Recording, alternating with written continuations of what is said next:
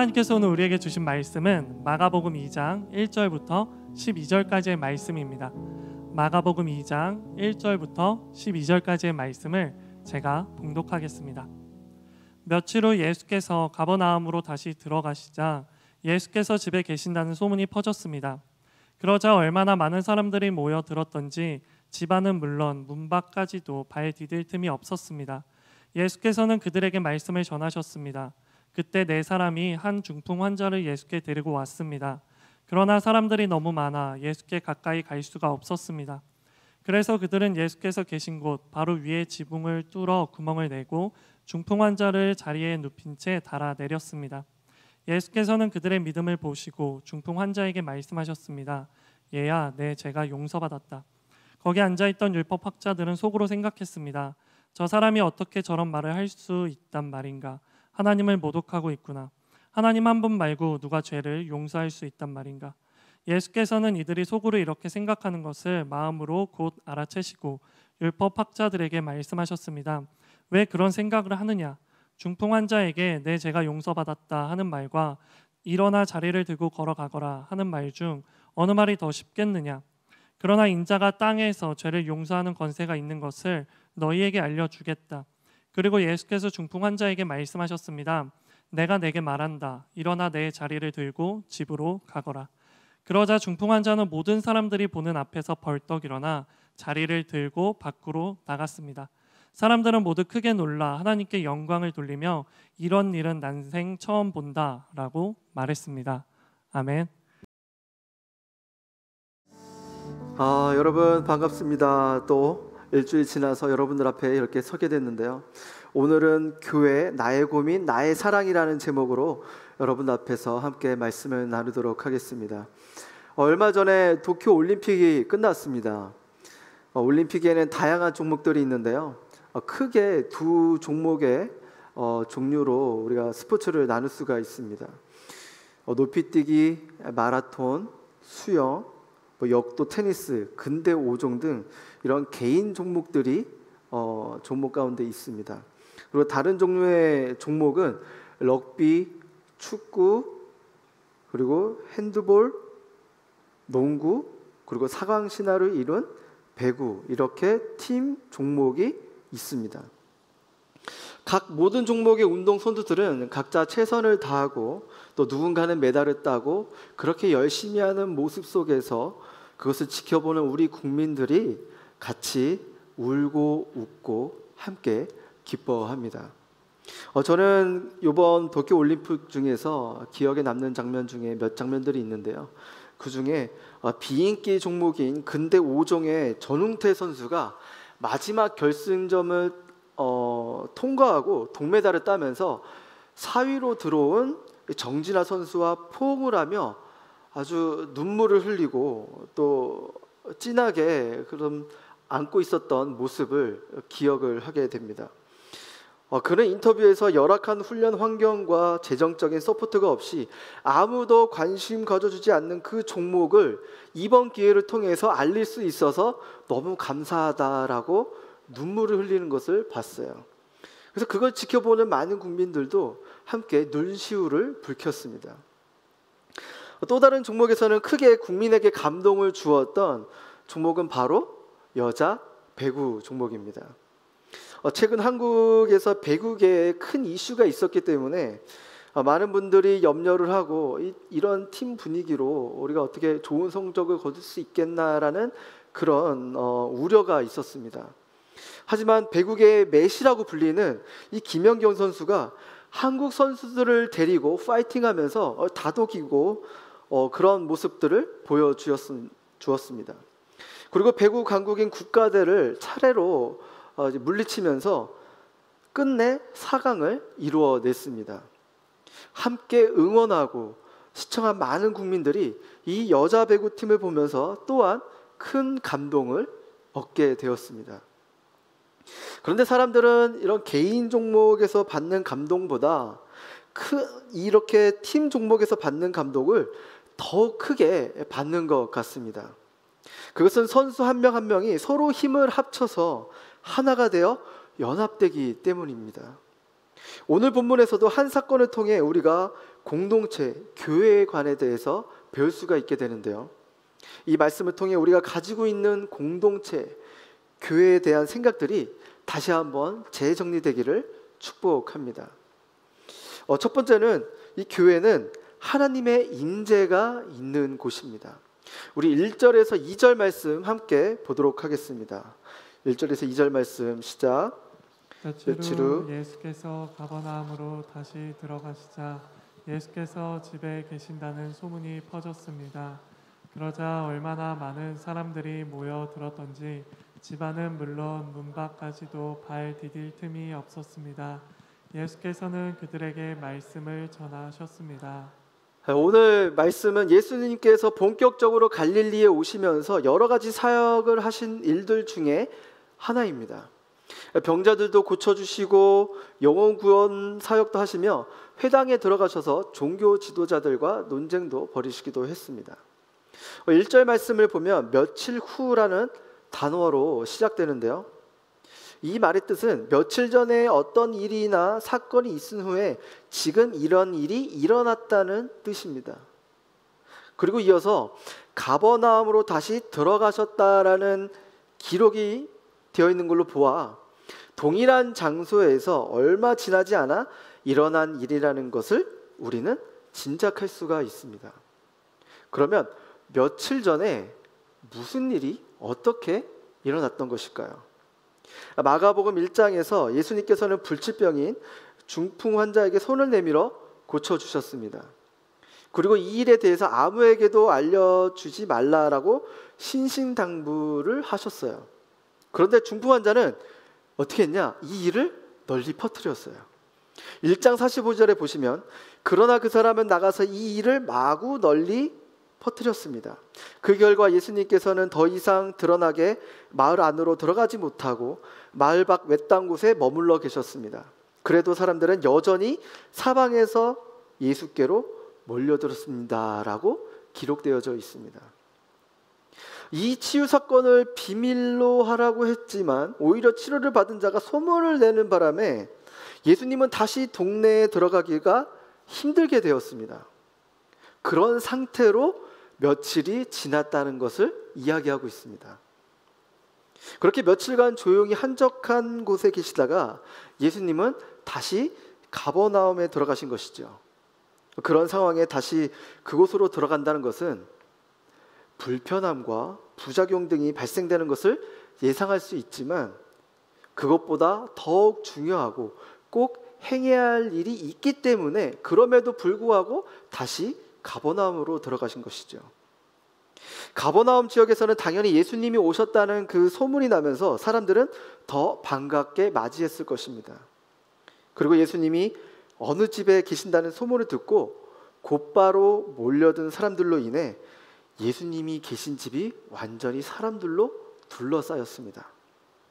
얼마나 모였으면 문 밖까지 발 디딜 틈이 없다고 2절에 그렇게 기록되어져 있습니다.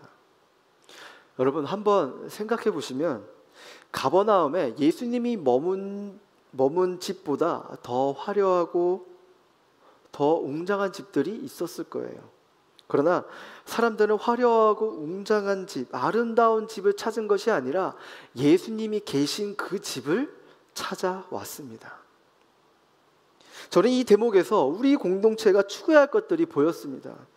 장소가 화려하고 좋은 음향과 시스템, 훌륭한 세션들과 보컬들을 가지고 있다고 해서 사람들이 몰려오는 것이 아니라 우리 교회, 우리 공동체 가운데 예수님을 모시고 있느냐 없느냐에 따라 결정이 된다고 봅니다.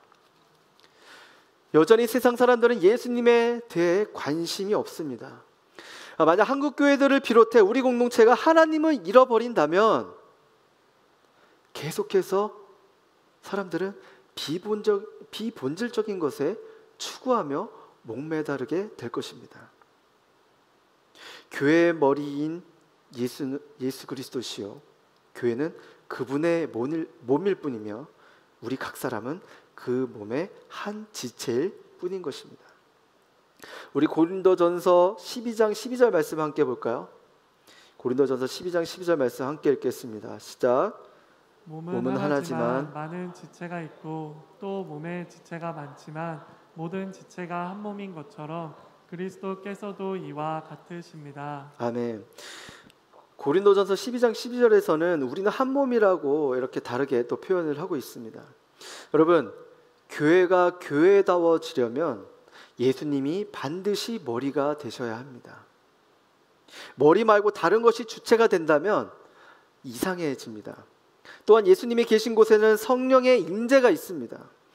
우리 돌아가신 하영조 목사님께서는 교회는 성령님이 이끌어야 한다. 교회는 처음부터 끝까지 성령님으로 괄호 묶음을 해야 성령님이 이끄시는 교회가 된다라고 그렇게 말씀하셨습니다. 제가 8년 전에 필리핀에서 유학을 하던 시절 한국으로 돌아오기 전에 제가 아는 선교사님께서 바기오에서 사역을 하고 계셨기 때문에 어떻게 사역을 하고 계신가 또 어떻게 섬기고 계신가 궁금해서 제가 선교사님 댁에 찾아간 적이 있어요. 귀국하기 얼마 전에 한번 찾아갔어요. 그래서 그곳에서 며칠을 지내면서 그 주에 주일을 맡게 됐거든요. 그래서 선교사님 차를 타고 현지 섬기는 그 교회에 도착했는데 저는 그곳에서 이렇게 3번의 충격을 얻게 되었습니다. 첫 번째 충격은 교회 위치였습니다. 교회 위치가 쓰레기 매립지 근처에 있는 것이었어요. 교회가 쓰레기 매립지 근처에 있다는 것은 무슨 뜻일까요? 그 지역이 가난하다는 것입니다. 그리고 두 번째 충격은 교회 창문 너머로 그 매립지에서 들어오는 악취가 너무나도 심했어요. 시설이 열악하기 때문에 냄새를 차단할 수 있는 어떠한 샤시 이런 게 잘 없었어요. 그러다 보니까 저는 예배 시작 때부터 마치는 그때까지 계속해서 그 새어나오는 악취 때문에 저는 두통에 시달렸습니다. 그리고 마지막으로 3번째 충격은 예배였습니다. 찬양 인도자가 기타 하나로 찬양하며 3명의 싱어들과 찬양을 하는데 그 찬양 가운데 성령님의 임재가 있는 것을 느낄 수가 있었어요. 저는 악취 때문에 힘들어 죽겠는데 그들은 기타 하나로 찬양하며 기쁨의 찬양을 올려드리는 모습 속에서 저는 너무나도 큰 충격을 얻었고 눈물을 흘릴 수밖에 없었습니다. 저는 이러한 경험을 하고 나서 교회는 무엇이며 예배가 무엇인가에 대해서 다시 한번 생각하게 되었습니다.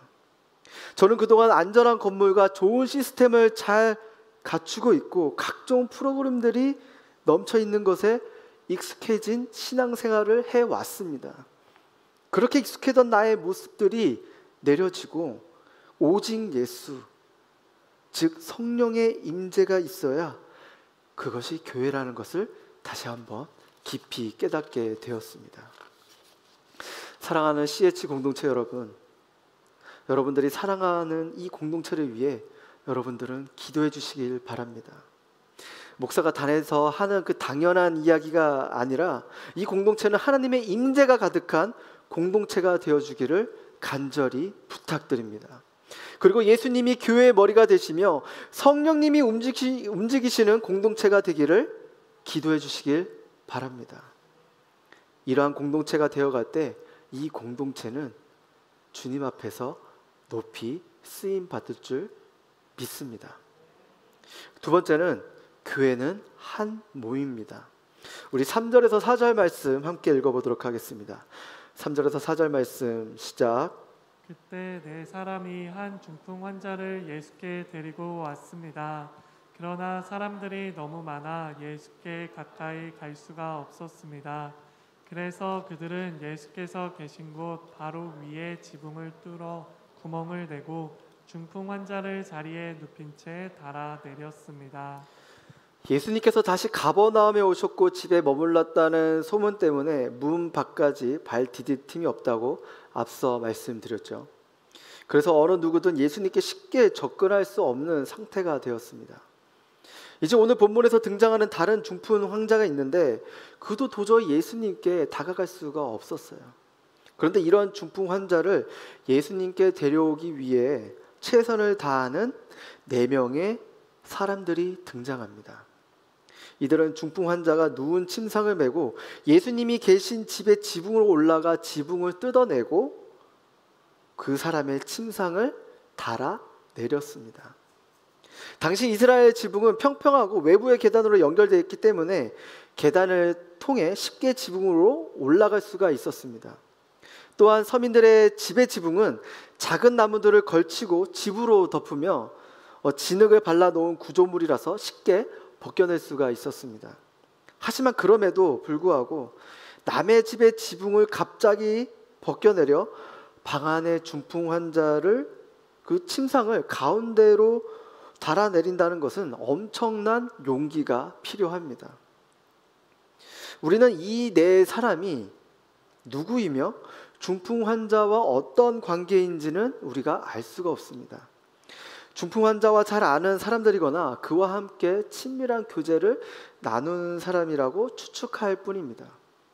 그들이 예수님께 접근하는데 물리적인 한계를 극복하고 침상을 가운데로 달아내리는 그 헌신하는 모습, 그 희생하는 모습, 함께한 생명을 살리기 위해 연합하는 그런 모습을 보면서 저는 우리 공동체의 모습이 이와 같아야 된다고 생각이 들었습니다.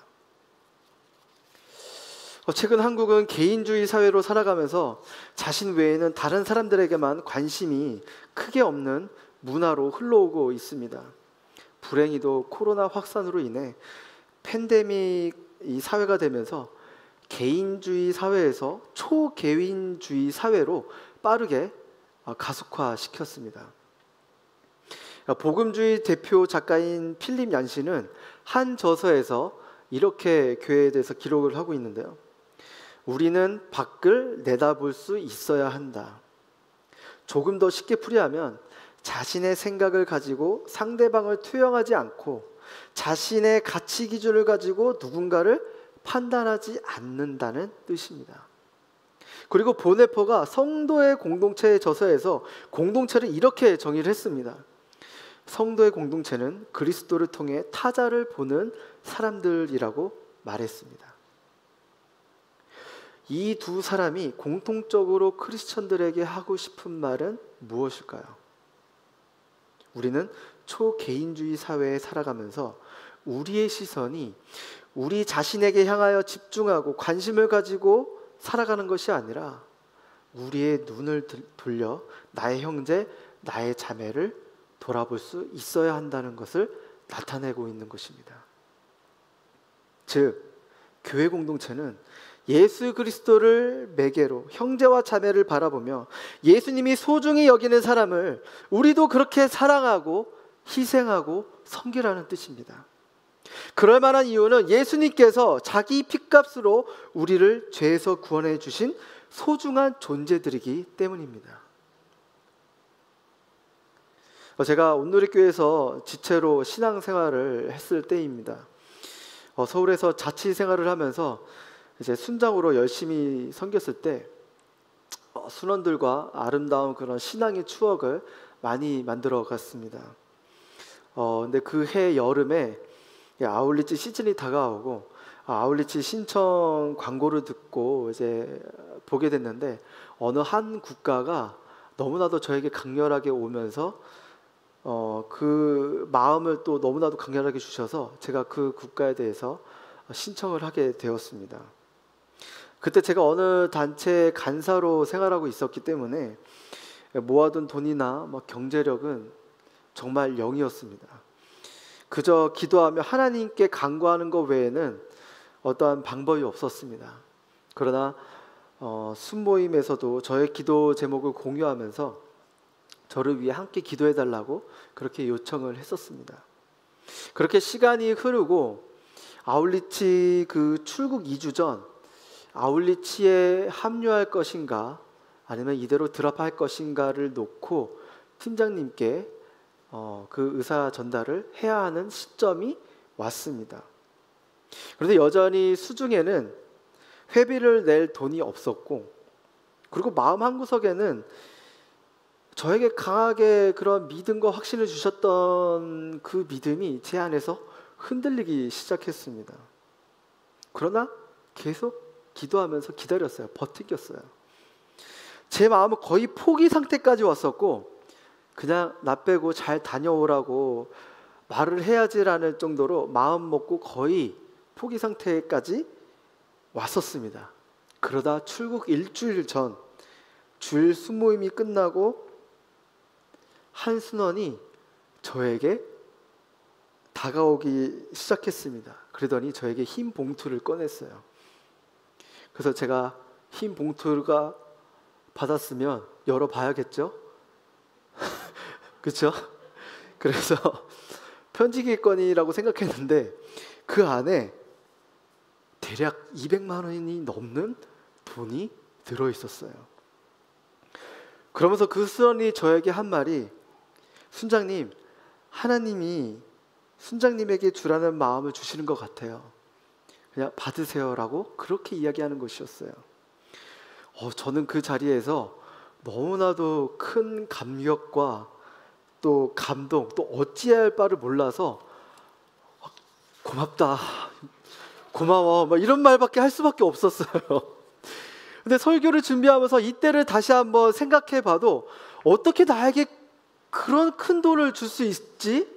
내가 뭐라고, 나를 뭘 믿고 어떻게 그런 200만 원이나 넘는 돈을 나에게 줄 수 있지라는 생각을 해봤어요. 그런 질문을 한번 스스로에게 던져보았는데, 한번 정리하면서 나온 그 답은 우리 모두가 공동체라는 울타리 안에 있었고 서로 주님 안에서 사랑으로 신뢰가 쌓였으며 서로를 향해 중보하고 희생하는 마음이 있었기 때문에 가능했다라는 생각을 얻었습니다. 하나님께서 그를 통해 서로 연합하게 하셨던 것이죠. 그러한 사람들이 한 사람 한 사람 우리 공동체 가운데 모이게 되면 지금은 각자 우리가 떨어져서 예배를 드리지만 우리는 믿을 만한 공동체, 서로를 위해 중보하는 공동체, 서로 연합되어 건강한 공동체로 세워져 갈 것입니다.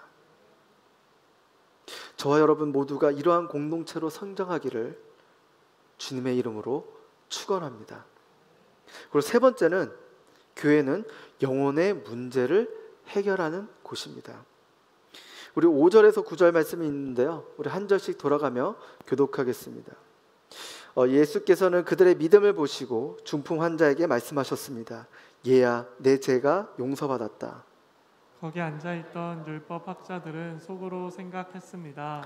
저 사람이 어떻게 저런 말을 할 수 있단 말인가? 하나님을 모독하고 있구나. 하나님 한 분 말고 누가 죄를 용서할 수 있단 말인가?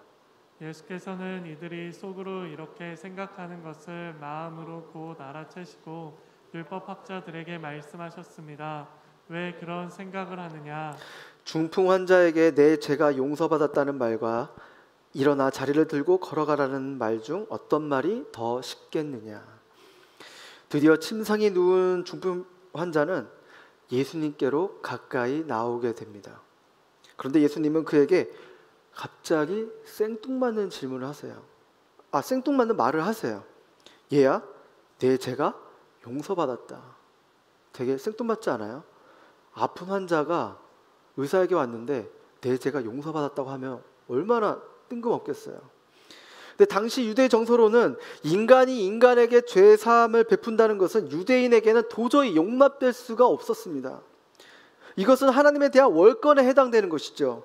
지금은 예수님의 사역 초기인지라 주님에 대해 아주 생소했으므로 더더욱 그랬을 것입니다. 그 말을 들은 유대인들이 저 사람이 어떻게 저런 말을 할 수 있으며 하나님 말고 누가 죄를 용서할 수 있단 말이냐라고 속으로 율법학자들이 생각했어요. 그런데 예수님은 이들이 속으로 생각하는 것을 아시고 왜 그런 생각을 하느냐라고 예수님의 마음에 있는 소리를 밖으로 꺼내십니다. 저는 이 본문에서 주님이 행하신 사역들을 보며 오늘날 우리 교회, 우리 공동체가 무엇을 해야 하는지를 잘 보여주고 있습니다.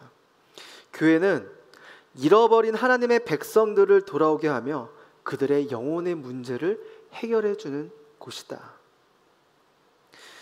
교회는 예수님으로 말미암아 오랫동안 나를 올가매고,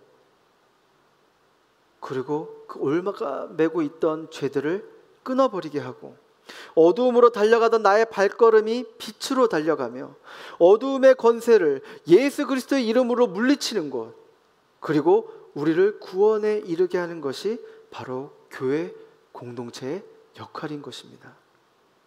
그저 교회에 와서 같은 취미를 가진 사람을 찾고, 나와 대화가 잘 통하는 사람을 만나고, 나를 빛나게 해줄 사람을 찾고 구하고, 같은 성향의 사람을 찾고 그 사람들만 교제하고 대화를 나누는 것이 아니라,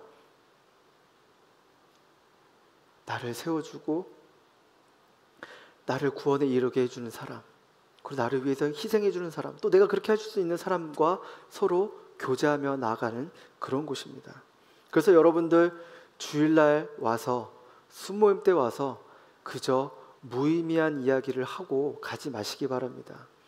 이번 주에는 어떤 패션, 어떤 맛집이 좋대, 이런 건 어때? 이라고 이런 무의미한 얘기만 하고 가는 것이 아니라 진정으로 우리 주님 안에서 가치 있는 이야기를 순모임 가운데 나누시기를 바랍니다. 여러분은 교회 공동체 하면 어떤 생각이 드시나요? 어떤 것이 연상이 되나요? 공동체를 보면 나와 맞지 않는 사람, 순모임에 나와서 자기 자랑만 하는 사람, 허세가 가득한 사람 등 이상한 사람들이 많은 곳이 교회라고 생각될 수가 있습니다. 어떻게 교회에 이런 사람들이 많을 수 있느냐라고 생각할 수가 있죠. 그런데 교회는 이상한 사람들이 모이는 게 당연한 것입니다. 정도의 차이일 뿐이지 저와 여러분 모두가 죄의 냄새가 나는 죄인들이기 때문입니다. 예수님은 의인을 찾으려고 오신 것이 아니라 죄인을 찾기 위해 이 땅에 오셨기 때문에, 그런 죄인들이 모였기 때문에 우리가 다 이상한 사람들밖에 모일 수밖에 없는 것이죠. 설교를 준비하다가 어느 목사님의 교회와 공동체에 대해서 말씀하시는 것을 듣게 됐는데요. 전도자 루이스 팔라우가 교회에 대해 비유를 들었는데 너무나 감명 깊었다고 해서 한번 찾아봤습니다. 제가 읽어드리겠습니다. 교회는 걸음과 같다. 걸음은 쌓아두면 온 동네에 악취를 풍기지만 골고루 잘 주면 세상을 풍요롭게 한다. 사랑을 베푸는 사람일수록 빈곤해지지 않고 더 풍요로워지는 게 신앙의 역설이다. 내가 한때 교회를 떠난 주 요인 가운데 하나는 교회의 은혜가 눈에 띄게 부재했기 때문이었다. 라고 이렇게 이야기를 했어요. 저는 이 말에 너무나도 공감했습니다. 악취가 나는 교회는 계속해서 쌓여 움직이지 않는 교회입니다.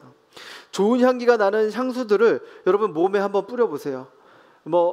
이런 향수도 뿌려오고 저런 향수도 막 좋은 향기들을 막 몸에 뿌렸다고 생각해보세요. 좋은 향기가 나나요? 결국 그것들이 합쳐져서 이상한 향기가 우리 몸에서 역한 냄새가 나게 됩니다. 역한 냄새를 나는 것들이 차곡차곡 쌓여 있다고 생각하니 얼마나 답답하겠습니까? 여러분, 교회는 헬라어로 에클레시아입니다. 에클레시아는 예수를 구주로 고백하는 사람들의 모임입니다. 예수를 구주로 고백한다는 것은 그에게 영원한 생명을 선물 받았다는 뜻입니다. 우리는 어쩌면 잘못된 생각을 가지고 교회를 그동안 바라보고 공동체를 바라보고 있었습니다. 아니, 세상의 모임처럼 생각했기 때문에 교회에 모여서 우리가 얻을 수 있는 이득을 생각했습니다. 그렇게 이기적인 사람들, 냄새나는 사람들이 모였으니 악취가 나는 것이 어쩌면 당연한 일이죠. 그런데 사도 바울은 이 공동체 교회에 대해서 또 다른 표현을 씁니다. 우리 고린도전서 2장 15절 말씀 함께 보도록 하겠습니다. 함께 읽겠습니다. 시작. 우리는 구원받는 사람들에게나 멸망받는 사람들에게나 하나님 앞에서 그리스도의 향기입니다. 네, 이 구절에서 사도 바울은 우리를 그리스도의 향기라고 말하고 있습니다. 내가 속한 공동체, 내가 속한 가정, 내가 속한 직장에서 선한 영향력을 미치는 것이 악취나는 걸음이 변하여 예수 그리스도의 향기가 된다는 것을 말하고 있습니다. 사랑하는 여러분, 이제는 우리가 주일날 CH 플러스 공동체에서 영상으로 또는 현장에서 예배를 드리면서 단순히 몸만 왔다 가고 예배를 관중으로 보듯 관광하듯 시청만 하는 것이 아니라 세상에 찌들어 죄의 냄새가 나고 있는 상태로 예배를 드리고 교제를 나눈 것이 아니라 이 안에서 변화를 받아서 새 사람이 되어 우리 인생과 영혼의 문제를 해결받고 다시 세상으로 돌아가 그리스도의 향기를 퍼뜨리는 저와 여러분이 되시길 주님의 이름으로 축원합니다. 계속해서 세상 가운데 나아가 걸음이 되어서 그곳을 변화시킬 수 있는 저와 여러분이 되시길 주님의 이름으로 축원합니다. 우리 마지막 네 번째, 교회는 하나님의 영광을 돌리는 곳입니다. 11절에서 12절 말씀 함께 읽어보도록 하겠습니다. 시작. 내가 내게 말한다. 일어나 내 자리를 들고 집으로 가거라. 그러자 중풍 환자는 모든 사람들이 보는 앞에서 벌떡 일어나 자리를 들고 밖으로 나갔습니다. 사람들은 모두 크게 놀라 하나님께 영광을 돌리며 이런 일은 난생 처음 본다라고 말했습니다. 방금 읽은 구절을 보시면 예수님은 율법학자들의 그 마음의 소리를 들으시고 속 시원하게 그들 앞에서 중풍병자에게 이렇게 이야기를 합니다. 내가 네게 말한다. 일어나 내 자리를 들고 집에 가거라. 내가 네게 말한다. 일어나 내 자리를 들고 집으로 가거라. 얼마나 통쾌하고 시원한 말씀이십니까? 그 말씀을 들은 중풍 환자는 사람들이 보는 앞에서 일어나 자리를 들고 밖으로 나갔습니다. 이 장면을 지켜본 많은 사람들은 모두 크게 놀랐다고 기록되어져 있어요. 만약 우리가 지금 이 현장에 있다고 생각해 보면 놀라는 것은 당연합니다. 그리고 더욱더 중요한 것은 중풍 환자는 자신의 병이 치유된 것에 그치지 않고 하나님께 영광을 돌렸다고 기록하고 있습니다. 보통 예수님께 치유를 받은 사람들은 그냥 놀라는 것에 그치지만 이번에 등장하는 중풍 환자는 하나님께 영광을 돌렸다는 것이 매우 특이한 점입니다. 저는 이 중풍 환자를 보면서 우리의 삶이 이뤄야 된다고 생각이 들었습니다. 우리 공동체가 이렇게 돼야 된다는 생각이 들었습니다. 우리는 움직이는 교회로서 우리 개개인의 변화된 삶을 보며 하나님의 살아계심을 우리는 많은 사람들에게 보여줘야 하는 것입니다. 사회적 거리를 두며 살아가고 있는 요즘 우리는 오히려 교회보다 우리 삶의 터전에서 살아가는 시간들이 더욱더 늘어났습니다. 교회에서 예배를 드리고 여러 활동을 하기보다는 오히려 집과 직장에서 활동하는 시간들이 더욱더 늘어났습니다. 다른 말로 표현하면 오히려 우리가 세상 속에서 하나님의 자녀로서 노출된 시간이 더 많고 삶으로 예배를 드리는 시간이 더욱 많아진 것입니다. 사람들은 교회의 화려한 건물이나 잘 짜여진 조직, 시스템을 보며 하나님에 대해 궁금해하지 않습니다. 세상은 그러한 것들을 보며 오히려 우리를 조롱합니다. 세상은 우리를 지켜보는 것은 그러한 것들이 아니라 우리의 삶의 모습입니다. 우리의 삶의 태도인 것입니다. 우리는 물리적으로 교회와 거리가 두기가 생겼지만 가정과 직장과 그 캠퍼스에서 빛의 자녀들의 모습과 태도가 우리 삶 가운데 반드시 일어나야 되는 것입니다. 지난 4월 주일 설교 이재훈 담임 목사님께서 교회에 대해서 이렇게 말씀하셨습니다. 우리는 멀리서 더 가까워지는 교인은 교회를 다니는 것이 아니라 교회가 되는 분들입니다. 우리는 멀리서 더 가까워져야 합니다. 우리가 살고 있는 공동체 속에 들어가 아픔과 고통받는 지체들과 함께 해야 합니다. 함께 기도하며 위로하며 사랑하는 관계 속으로 들어가야 합니다. 여러분, 그렇습니다. 사회적 거리 두기로 많은 분들이 고통받고 있습니다. 격리와 감염 차단을 위해 아무도 관심 가져주지 않는 소외 계층들도 있습니다. 많은 장애인들도 도움의 손길을 받지 못한 채 더더욱 어렵게 살아가고 있습니다.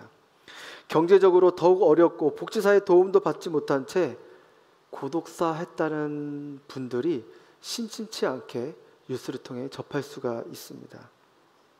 우리가 삶의 자리에서 살아가고 있는 시간이 늘어나는 이때 그들에게 관심을 가지고 우리가 할 수 있는 일들을 하는 것이 우리가 하나님께 영광을 돌리는 삶인 것입니다. 사랑과의 거리는 두지만 이웃과의 관계는 좁히고 하나님과의 관계를 더욱더 좁혀 예수 그리스도의 사랑의 마음을 가지고 세상 속으로 우리의 이웃들과 우리의 공동체에게 더욱 가까이 갈 수 있기를 주님의 이름으로 축원합니다. 사랑하는 여러분, 오늘 예수님이 행하시는 이적들을 보면서 이 교회, 이 공동체가 무엇을 다시 회복하고 무엇을 다시 추구해야 되는지를 함께 살펴보았습니다. 세상의 가치관들로 이 공동체를 바라보고 세상의 기준으로 우리 형제자매를 바라보며 내가 원하는 공동체로 바라보는 것이 아닙니다. 내 안으로 들어오셔서 나를 지배하고 나를 다스려 주시는 성령의 임재가 나의 이성을 깨게 하시고 내가 만들어 놓은 기준과 이론과 논리와 그 경험의 세계를 깨트려 주실 줄 믿습니다. 그리고 우리 모두는 예수 그리스도가 머리 되는 공동체의 지체로서 서로 하나가 되고 연합되기를 힘써야 하는 것입니다.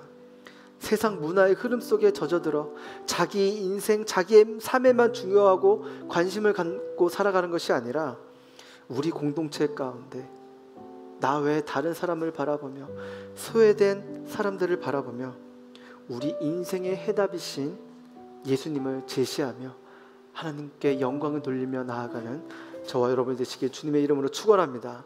그리고 마지막으로 우리 공동체는 하나님이 주신 꿈을 따라 살며 시대를 변화시키는 그런 공동체가 되기를 주님의 이름으로 축원합니다. 우리가 이 시간 말씀을 붙들고 기도하며 나아가기 원합니다. 사랑의 주님, 예수님께서 제자들을 파송하시면서 뱀같이 지혜롭고 비둘기같이 순결하라고 말씀하셨지만 어느덧 세상의 기준과 세상의 가치관에 물들어 우리가 교회를 바라볼 때 세상의 가치관으로 바라보았습니다. 그래서 본질을 추구하기보다는 비본질적인 것을 추구하며 살아왔습니다. 주님, 이제 다른 것을 구하기보다는 오직 하나님의 인재를 갈망하며 나아가는 공동체가 되게 하여 주시옵소서. 이 공동체에 오직 하나님의 임재가 가득하여 하나님의 비전을 따라가며 하나님의 얼굴을 구하며 나아가는 공동체가 되게 하여 주시옵소서. 우리가 이러한 기도 제목을 가지고 우리가 주여 한번 외치고 합심하여 통성으로 기도하며 나아가겠습니다.